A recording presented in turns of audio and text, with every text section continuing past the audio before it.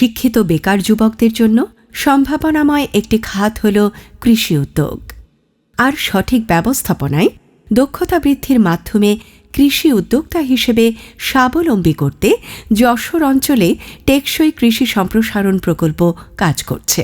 আপনারা দেখেছেন যে আমাদের এই সফল উদ্যোক্তা যারা হয়েছেন বিভিন্ন উচ্চমূল্যের ফল উৎপাদন করছেন, এই ফলগুলো বাজারে আসা শুরু করেছে এবং এর একটা প্রভাব কিন্তু আপনারা বাজারে দেখেছেন। বাজারে একটা সহনীয় মূল্য, বিশেষ করে দেশি যে ফলগুলো রয়েছে, অবশ্যই অন্য বিদেশি যে ফলগুলো আমদানি করা হয় তার থেকে অনেক কম দাম এবং বাজারে প্রচুর সরবরাহ। তো এরকম প্রকল্পের আওতায় বিভিন্ন উদ্যোক্তা তৈরি হয়েছে, তারা স্বাবলম্বী হচ্ছে এবং উদ্বুদ্ধ হচ্ছে। একজন উদ্যোক্তা, সফল উদ্যোক্তা দেখা দেখি আরও অনেক উদ্যোক্তা তৈরি হচ্ছে, তারা ফলগুলো নিয়ে আসছে। প্রকল্পের এইভাবে প্রত্যক্ষ পরোক্ষভাবে অনেক উপকারভোগী হচ্ছে এবং বাজারে একটা সরবরাহে কিন্তু ঠিকই একটা অবদান রাখছে। ইতোমধ্যে আমাদের এই প্রকল্পের আওতায় প্রশিক্ষণ পেয়ে অনেক সফল উদ্যোক্তা তৈরি হয়েছে, যেমন চুয়াডাঙ্গা জেলার জীবননগর উপজেলার মোহাম্মদ সজল একজন আমাদের এই প্রকল্পের আওতায় সফল উদ্যোক্তা। উনি মালটা চাষ করে ইতোমধ্যে অত্যন্ত একজন সফল উদ্যোক্তা হয়েছেন। আমি একজন কৃষি উদ্যোক্তা, আমার নাম মোহাম্মদ সজল, আমার গ্রাম মানিকপুর, থানা জীবননগর। আমি 2009 সাল থেকে ফল নিয়ে কাজ করছি। আমি প্রথমে 3.5 বিঘা পেয়ারা আর 3.5 বিঘা বরই দিয়ে শুরু করছিলাম 2009 সালে। আমি প্রতি বছর বিভিন্ন দেশ থেকে বিভিন্ন নতুন জাত সংগ্রহ করে আগে নিজে ট্রায়াল দিয়ে দেখি যে আসলে আমাদের বাংলাদেশের আবহাওয়াতে কেমন হচ্ছে। তা আমরা যখন প্রথমে মালটা কমলা নিয়ে যখন কাজ করি, আমাদের এলাকাতে, তারপর ফ্যামিলিতে সব বলতে পাগল হয়ে গেছে যে আমাদের বাংলাদেশের মাটিতে কোনোদিন মালটা কমলা হয়।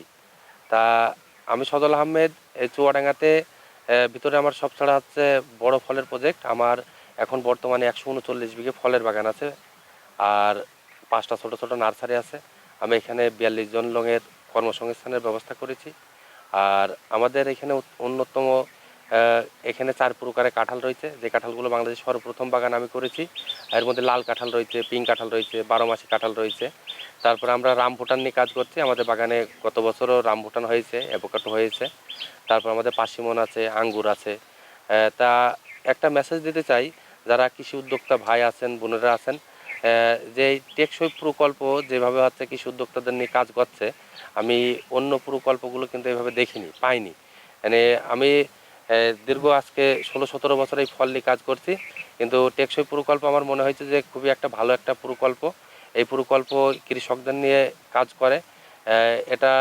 এদের মাঝে মধ্যে মিটিংয়ে আমি অংশগ্রহণ করি।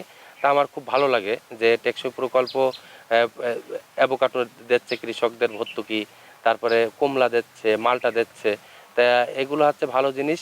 এগুলো যাতে আমাদের বাংলাদেশে প্রতিটা জেলায়, প্রতিটা জায়গায় যাতে ছড়াই যায়, খালি দেখা যাচ্ছে যে আমাদের বৈদেশিক মুদ্রা বাঁচবে, আমাদের দেশে আর্থিক চাহিদা পূরণ হবে, দেশে বেকারত্ব মুক্ত হবে। ওনারা যেভাবে কৃষি উদ্যোক্তাদের যেভাবে প্রতিটা জেলায় ট্রেনিং করাচ্ছে, তারপরে আমাদের মতন খামারে নিয়ে যাচ্ছে, নিয়ে গিয়ে আপনার ফল চাষ দেখাচ্ছে।